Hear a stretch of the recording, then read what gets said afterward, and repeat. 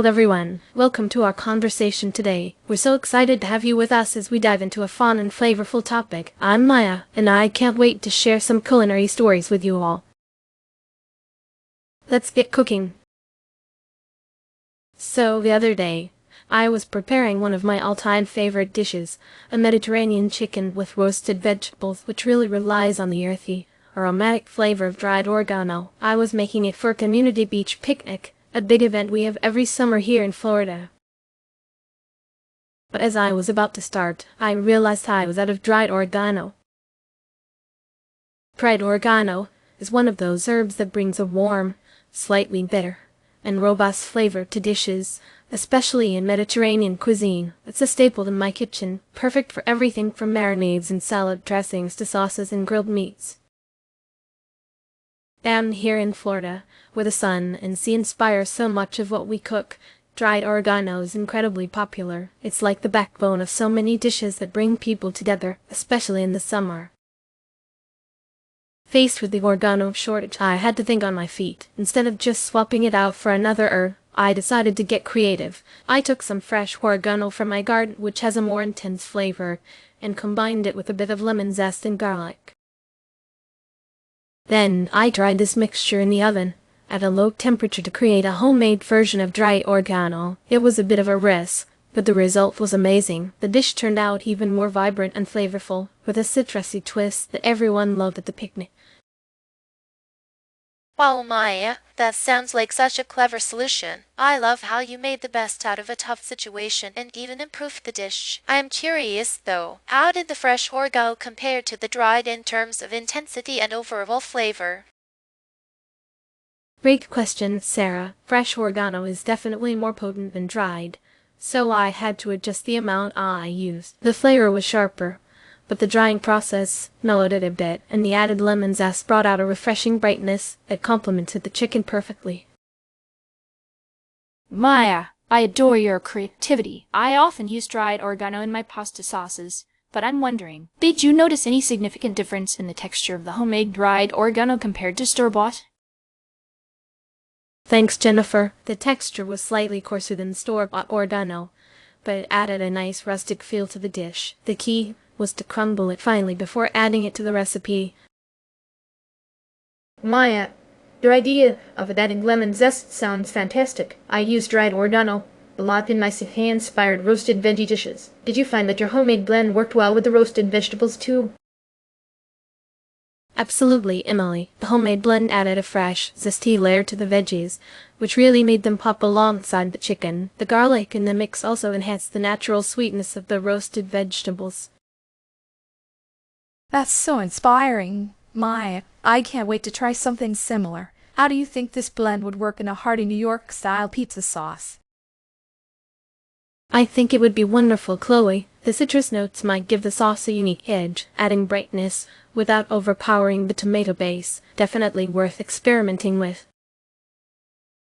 Sarah, I agree with Maya's point about using fresh herbs. When it comes to buying dried oregano, the most critical factor for me is the source. I always look for oregano that's sustainably grown and harvested, particularly from regions known for their high-quality herbs like Greece or Turkey. The terroir really influences the flavor.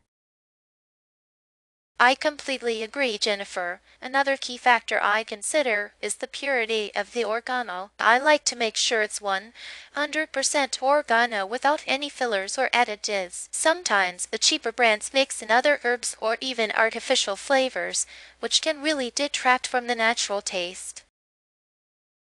I usually buy it for my homemade pizza sauce, so quality is everything. You're both spot on for me. The floral source is crucial. Oregano can vary widely depending on whether it's Mediterranean, Mexican, or even Florida grown. Each has a distinct flavor profile, and I like to match the variety with the dish I'm preparing. For example, the Mediterranean oregano is more delicate, which is perfect for my lighter CSA recipes. That's a great point, Emily. I also pay close attention to the packaging. Herbs are best when they're fresh, so airtight. Dark glass containers are ideal to preserve the flavor and aroma. I've noticed that oregano stored in clear plastic tends to lose its potency faster, especially in New York's humid summer months. I agree with all of you, and I'd add that price is something to keep in mind too. While I'm all for splurging on quality ingredients, you don't always need to buy the most expensive option. Sometimes, local farmers markets offer oregano that's just as good as the priciest brands. It's all about balance, getting good quality without breaking the bank. When it comes to alternatives, I often use marjoram, which grows well here in California. It's a bit milder and sweeter than oregano, making it a great substitute for dishes where you don't want to overpower the other flavors. In comparison to dried oregano, marjoram adds a more subtle, floral note that works beautifully in lighter dishes like grilled fish. In Texas, I've found that thyme is a versatile substitute. It has a similar earthy flavor, though it's less pungent and a bit more peppery. I use it in everything from stews to roasted meats. The thyme adds depth without being as strong as oregano, which can be an advantage in more delicate recipes.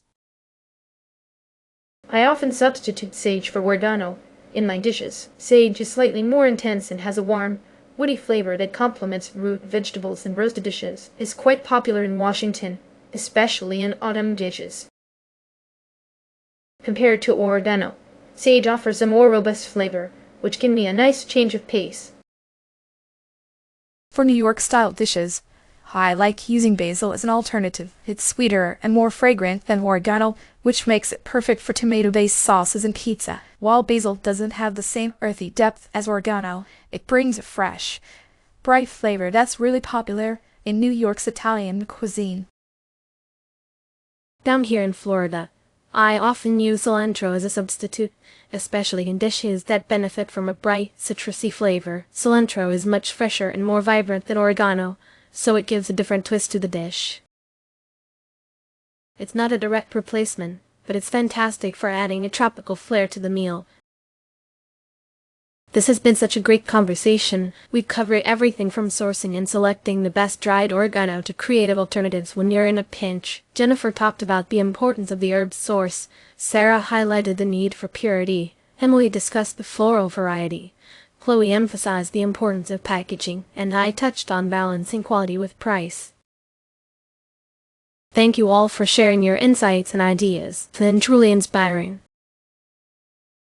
And with that, we're wrapping up our discussion. Thank you so much for joining us today. We hope you found our conversation helpful and inspiring for your own culinary adventures. Until next time, happy cooking.